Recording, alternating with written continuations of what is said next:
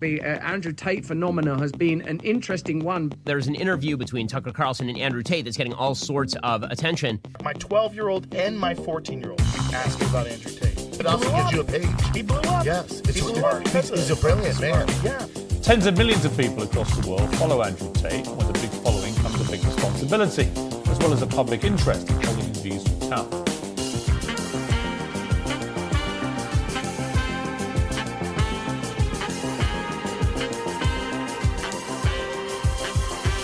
G'day, and welcome to Surfing. Oh my god, my voice. This is not an auspicious start to the very first episode of the podcast, but let me try that again. Welcome to Surfing the Discourse with me, Jack Treadwell. This is a show where we deep dive into the conversations that are happening right now, and we try to work out who is talking sense and who is talking nonsense, and hopefully we'll emerge with a clear-eyed view of just what the hell is going on.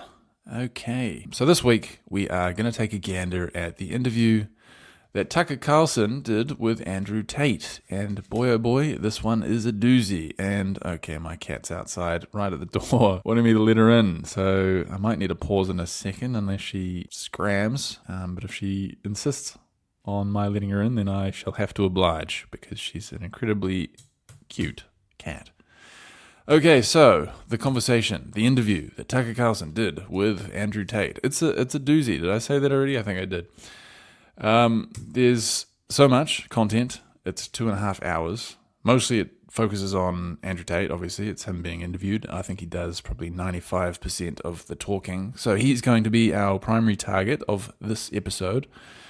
Now, what are we going to do here exactly? Are we going to gossip about the recent legal troubles that Andrew has been landed in Romania? Not so much. I think I'll touch on that briefly at the end. Let you know my thoughts on whether it seems like he's going down for it or not. But no, really what this podcast is and what I want to do with it is focus on, well, to use a boring term, epistemology, okay? But more plainly speaking, more colloquially, I am interested in reasoning, the art of coming to valid conclusions. And so what I want to do, really, I'll give you the vision for the show. What I want to do is sort of focus in on conversations between the key players in the cultural discourse, to the extent that there are such things. You know, your heavy hitters, your Joe Rogans and your Sam Harrises, and apparently your Andrew Tates. You know, from all over the political spectrum. I take no prisoners. Is that a term? I don't know. You'll hear me abuse language quite often throughout this series, I'm sure. But yeah, so I want to examine these conversations. I want to see what's being said. And in particular, I want to focus on the ideas, on the arguments that connect with the broader cultural discussion that's happening, right? So any hot topics, any kind of culture wars stuff is good fodder for the show, good grist for the mill. And so, yeah, we're going to examine these arguments, see whether they hold any water whatsoever, and try to be relatively rigorous in our analysis, okay? We want to be relatively careful. Now, I know a lot of these kind of figures in the culture war, they all profess to follow the utmost standards of epistemology and science and reason, and a lot of them fall short of the mark. But I don't. I'm an infallible thinker, as you'll come to learn. So yeah, you can put your total and complete faith in me. No, but I really do want to make that like an emphasis. I'm pretty keen not to fall into the same traps as some of these other folks. But yeah, no one's perfect, guys. But you can I encourage you to keep me on track, keep me honest. If I commit any egregious epistemic sins, then let me have it, okay? So, all right, where are we at now? I do have a series of bullet points to keep me on track, but it seems that I am rather meandering and deviating from the script a little bit. So maybe that's right. We keep it more like organic sounding, free flowing. I don't know. You let me know. or don't, because I don't know how you would. Maybe I'll have some sort of platform on which you can type your thoughts in and beam them over to me. Now, okay, the present episode, here's how I'm going to structure it. That's right, I do have structure, notwithstanding everything that's happened up until this point on the podcast. So firstly, what we're going to do is dig into... Actually, before I even do that, let me just unstructure this a little bit.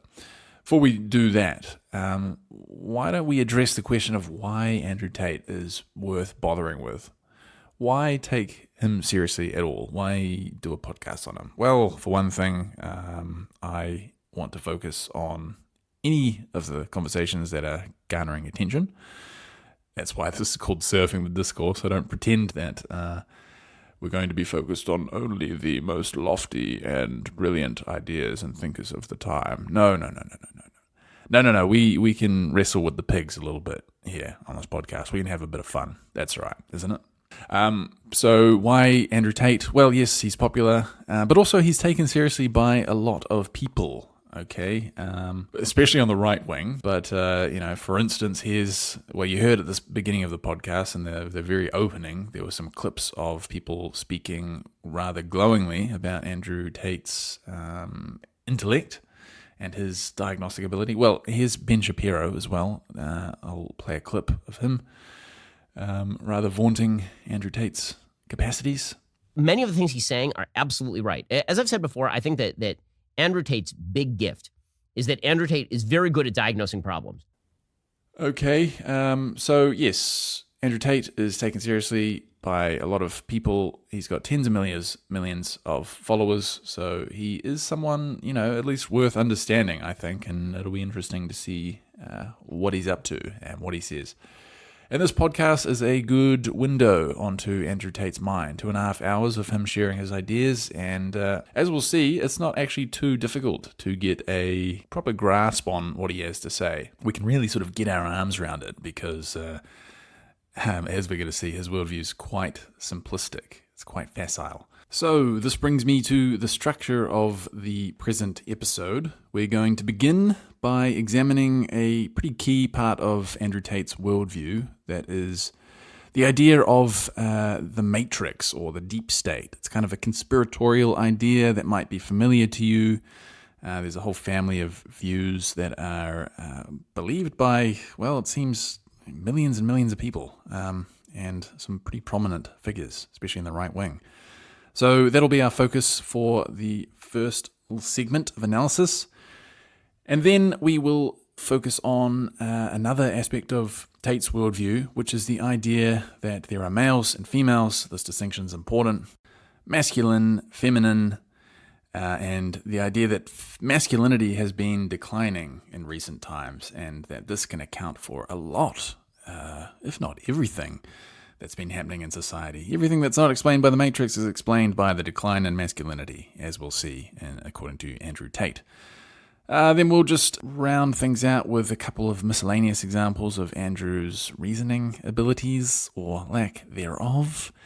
And finally, we'll just conclude with some general thoughts about Andrew as a reasoner and as a philosopher. And I'll share some thoughts about the allegations surrounding Andrew Tate at the present. All right, well, first things first, let us delve into the idea of the Matrix. Now, what is it? There's a sort of a whole family of ideas here that are all similar, family of worldviews, and they all involve some kind of shadowy forces behind the scenes. They kind of control or steer in some way the direction of the government, the media, tech companies, and so on. Different versions of the theory kind of posit different things. But I'll let Andrew describe what he thinks the Matrix is. So here we go. When I say the Matrix, I think there are certain agendas which are being pushed. I think the media machine and the judicial systems of the world work together hand in hand. I think the goal is to control people's minds to a point where they don't discuss anything that's important. Our minds are controlled. We're put in a false version of reality. We're told things aren't true. We're arguing over things that don't matter. We're observing a false version of events. And the goal of it is just to distract us long enough for our bodies to be used for the machines, to soulless. And I think it's pretty similar. If a government is the same as an entity, its end goal is more and more control. And that's all they're trying to do every single day with every law they pass, with the climate change law. They don't care about the environment. They want more control. Of course. And the more and more control they get, the final end result, if you give them what they want, is absolute slavery for everybody. So you have to be very careful, because that is their ideal government. The ideal government is where everyone complies, everyone obeys, everyone's controlled, we know everything about everybody, and it's slavery. That's the only way to get that state. So, yeah, that. Now, as we will see, I'm going to play a couple more clips related to this idea, but throughout the Tucker interview, he kind of toggles back and forth between construing, or at least appearing to construe, the Matrix as a collection of individuals who have, actual goals and values, and an actual desire to enslave the populace, which seems kind of difficult to sustain, a difficult claim to argue for, I think. But he switches between this and then an apparently more reasonable view in which the Matrix is construed as a kind of emergent entity. He was just talking about it as, he just mentioned the government conceived as an agent. And presumably the idea is that, this emergent agent has goals and values of its own, which isn't a totally preposterous idea on the face of it. If you consider, a lot of people take seriously the idea that you can conceive of corporations as agents, and they have the overarching goal of profit maximization. They exhibit behaviors which are consistent with that goal, and so on. So, it's defensible. But yes, Andrew isn't quite sure what he wants his theory here to be. What he doesn't quite have a clear, well-defined model for all this stuff. And that is actually pretty typical of this worldview, I've noticed. People do tend to switch back and forth in how they discuss it, depending on what's kind of rhetorically convenient, depending on, the last sentence that they uttered. So, the Matrix worldview, the deep state worldview, generally is a bit of a chimera, okay? It sort of, constantly shifts and changes its form. And for me, and I think for anybody, objectively, I think this is a red flag for any worldview. If you don't have it precisely defined in your mind, then what do you have? How do you argue for it? Not clear. So yes, a bit of a red flag. Okay, so here is a clip of Andrew talking about his treatment by the media, and kind of keep in mind the fact that it's very difficult to reconcile what he's saying with the view of the Matrix as a kind of emergent thing. Or you're aware of the media coverage of this, however. So you're in jail for 90 days or more, and the rest of the world is talking about you. Do you know what they're saying? They're saying very heinous things, and I would hate to come across as a conspiracy theorist, Tucker, but I kind of have a feeling that this might be something to do with my influence and an attempt to slander my name. Perhaps I'm crazy.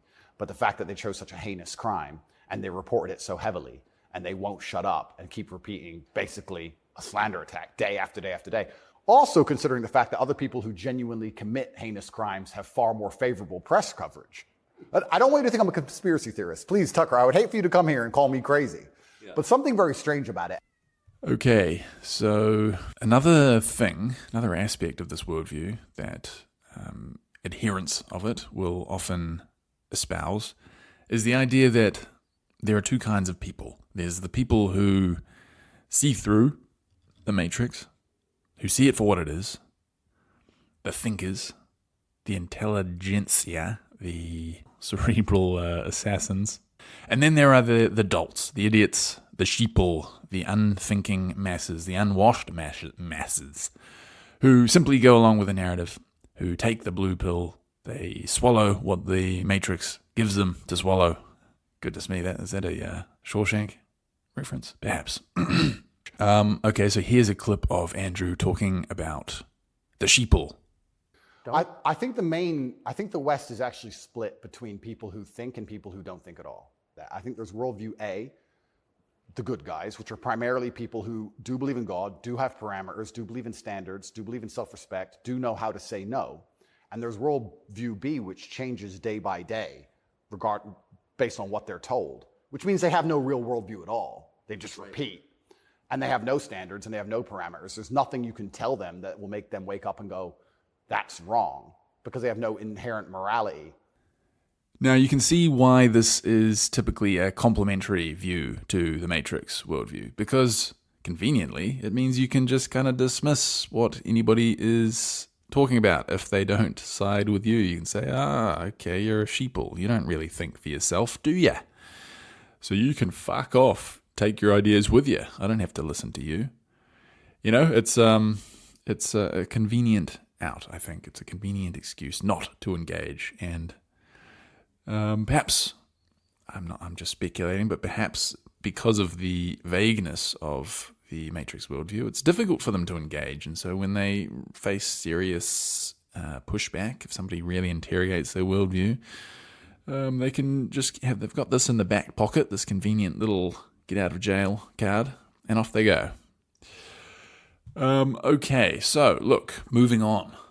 Another very interesting aspect of this Matrix worldview is that the people who hold it, and certainly Andrew Tate, as he reveals in this interview, people who hold it kind of wield it in a very totalizing way. That is, they apply it to like everything. Everything is explained in terms of the Matrix. And okay, so here's some examples. We've got Andrew Tate talking about depression. And the reason they don't like me attacking that is because depression is a fantastic way to subdue a population.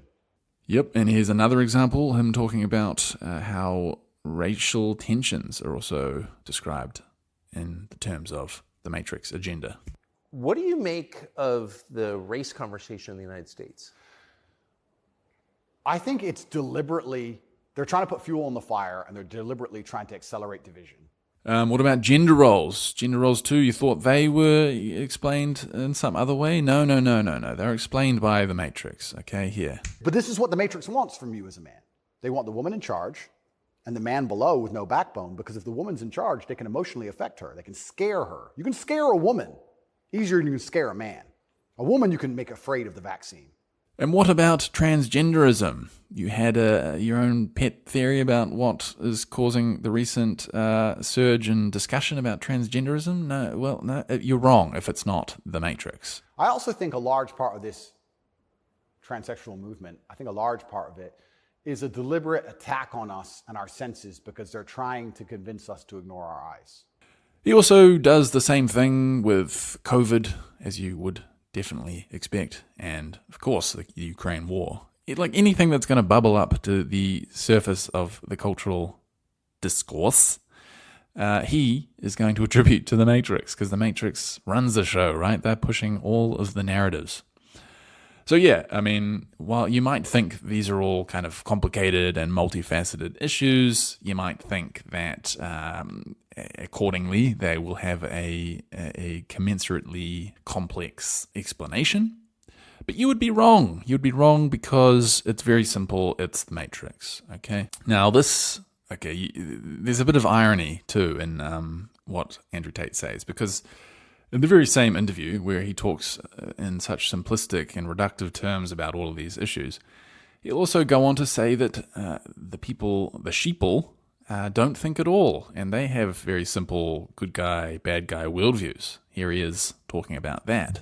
People don't seem to think anymore.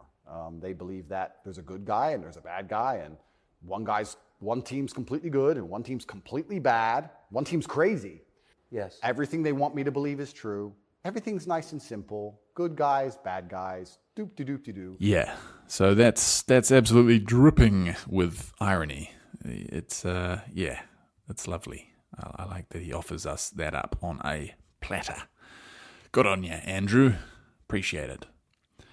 Now, another aspect of Andrew Tate that you'll probably be aware of is that he is a controversial figure, and that he is not often, or not always, painted in a extremely flattering light by the media. Well, why do you think that is? Andrew has an answer. Here you go. And I think if I have to analyze my message and why I'm so disliked by the people who dislike me, it's not the things I'm saying, it's the fact that if you adhere to my principles and you adhere to the things I say, you end up being the kind of person who will resist certain ideas. You say no. I think they look at me and go, he's helping men resist the slave programming. We don't need him around. We need to empty their brains so we can inject the slave programming and convince men to be eunuchs, because once you're eunuched, then you're not a threat.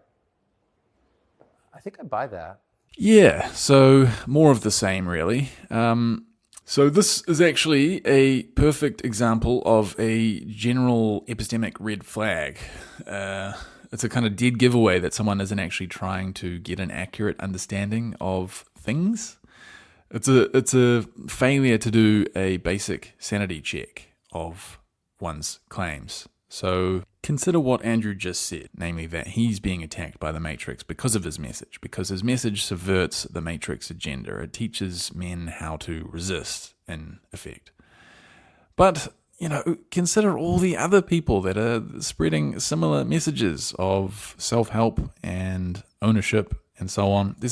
There's a fucking cottage industry of these people, right? Like self-help, there's a self-help section in bookstores.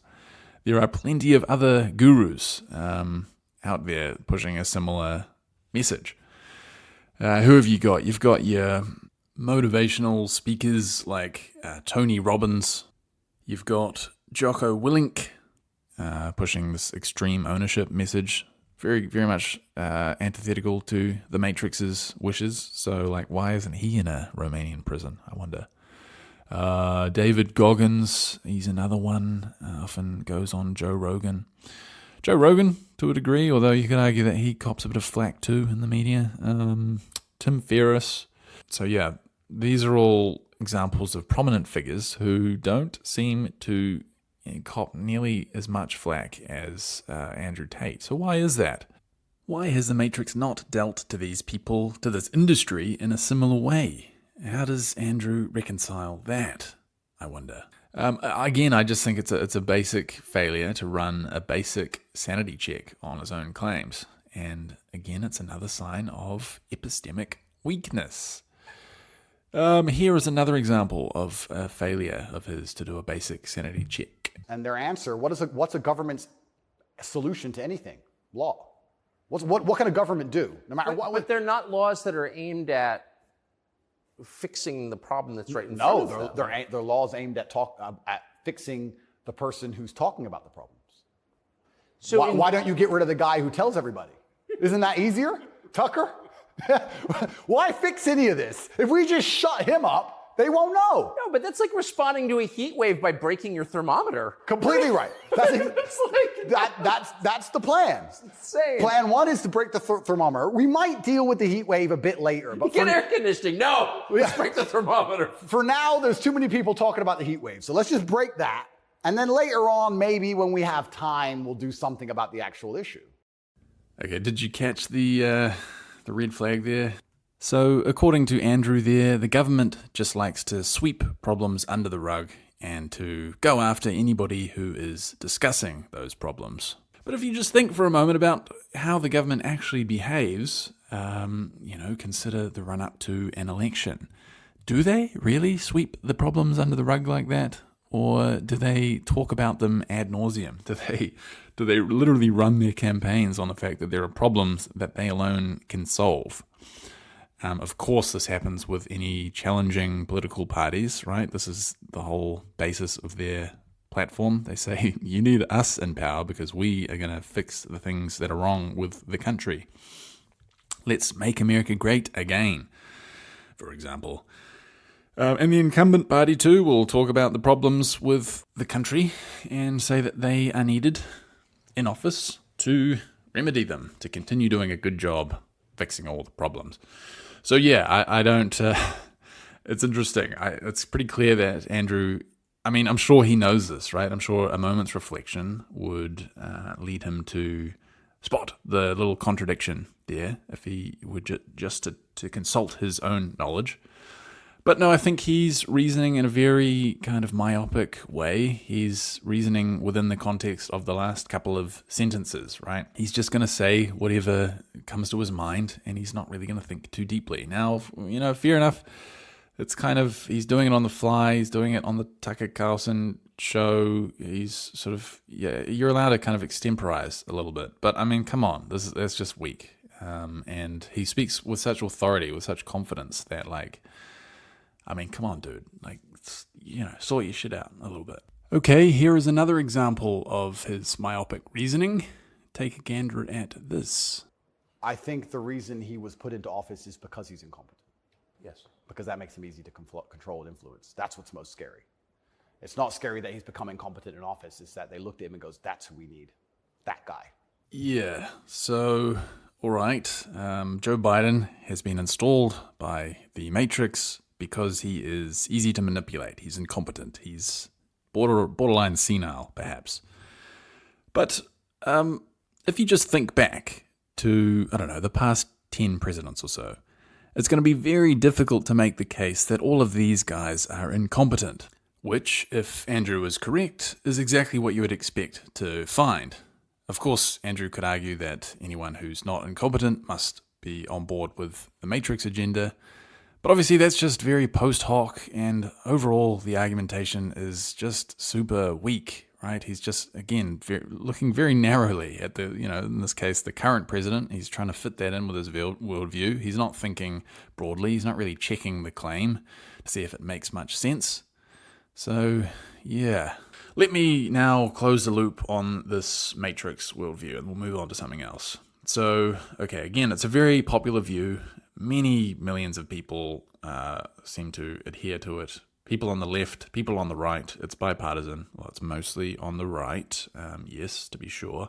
But there are countless variations of it. You would have heard the ones about the Jewish cabal in control, or the central banks in control, or, I don't know. So many different varieties of the bloody thing. Some commentators have more sophisticated versions of it. For instance, you've got Ben Shapiro, who believes there is a deep state, but he says that it is comprised of career staffers in positions of power within the agencies of the government, within the organs of government, but that they have a kind of agenda which is autonomous, which is independent of what the executive branch wants, and that they have left-leaning values, and so they end up expressing kind of left-leaning behavior.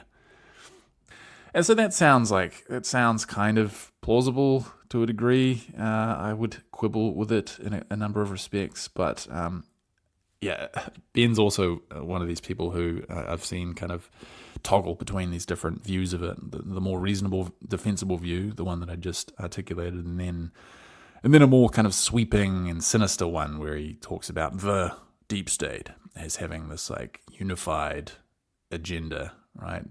Being this like coordinated force, which I think is slightly less plausible. But as to Tate's matrix theory, look, I agree that there are forces working against the guy.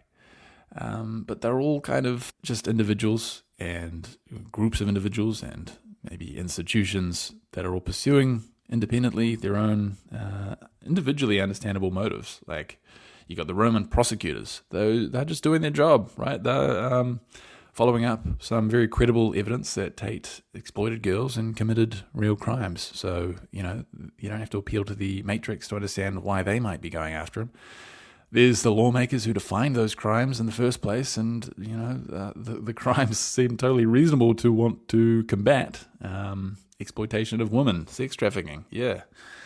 There's the media companies who are covering Tate's exploits, and they generally seem to take a dim view. And of course, he's constantly getting himself embroiled in issues that don't paint him in a flattering light. So it wouldn't surprise me if the people within these media companies don't particularly like Andrew Tate, and they're also aware of the fact that most people who consume their news similarly have a little bit of contempt for Mr. Tate.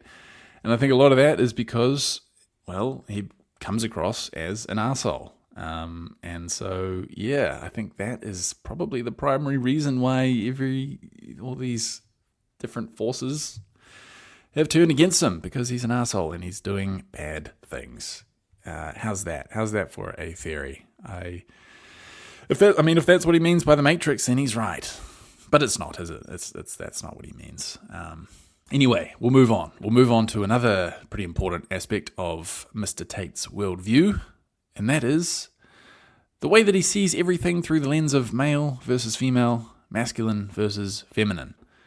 Masculinity, he argues, has plummeted in recent times, and this is also an idea that he uses in a very totalizing way to explain, well, everything. For instance. So every survey of female happiness in the West shows just a straight decline since about 1970 till now. Women are becoming less happy in the West. I think it's very obvious. What accounts for that? How can you be happy when all the men around you aren't men?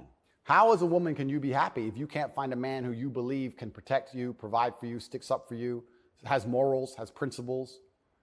There's none of those men left. So again, Tate has a hammer, his oversimplified, facile worldview, and he sees every question as a nail. And so he wields his hammer to just flatten away all the complexity of the issue and come away with a sense of having fully explained it.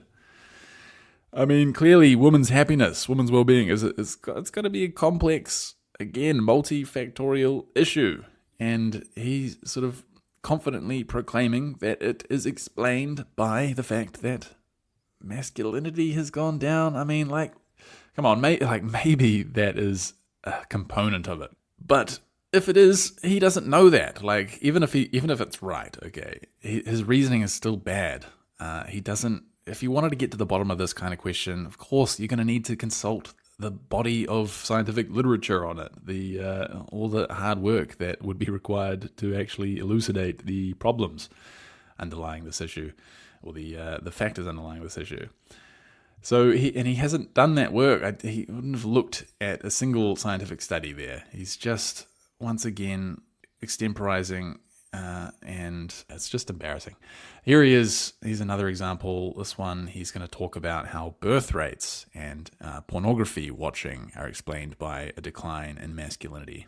So why are these women unhappy? Because no one's leading them. No fathers, no men of no backbone, no man they respect. And this is why we have birth rates declining, porn.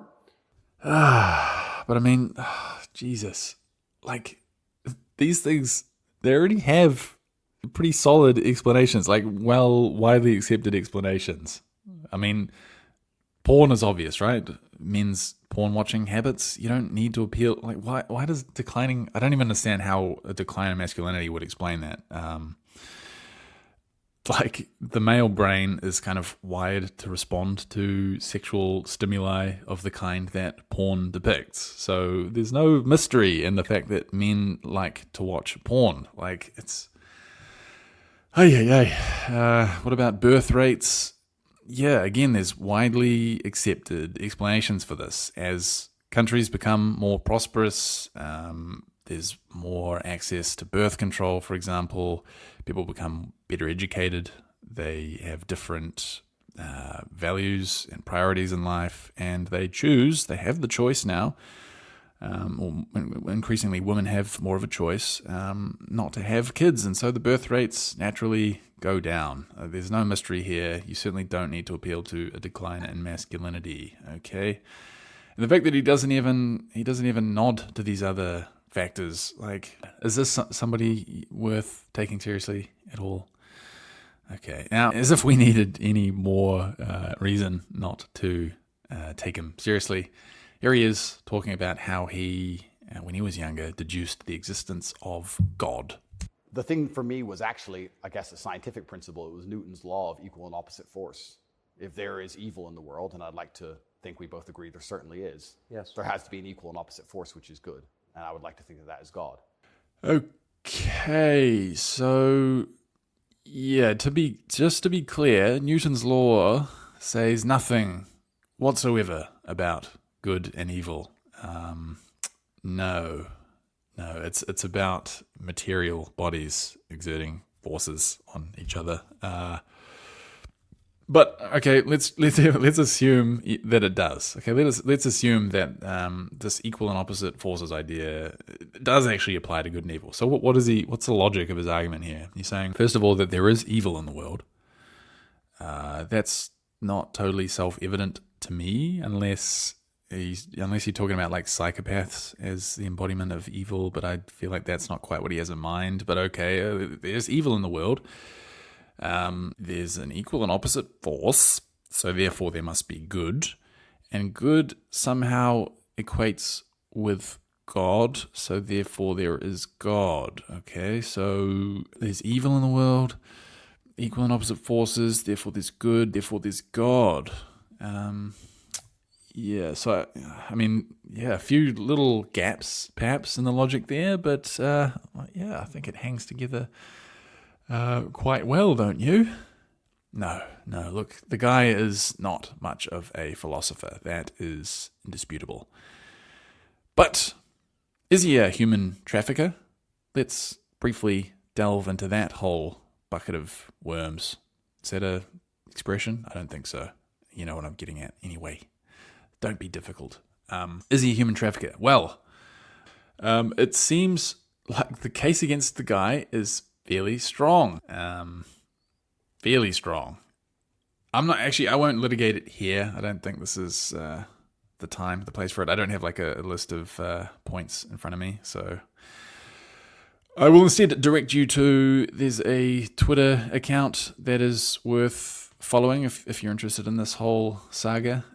It is Murdered by Crayons, I think is the name, and it's this guy who covers the whole situation very well. He shows all of the documentation to back up the points, and he basically shows that Andrew Tate is he's in trouble. He's in big trouble, ladies and gentlemen.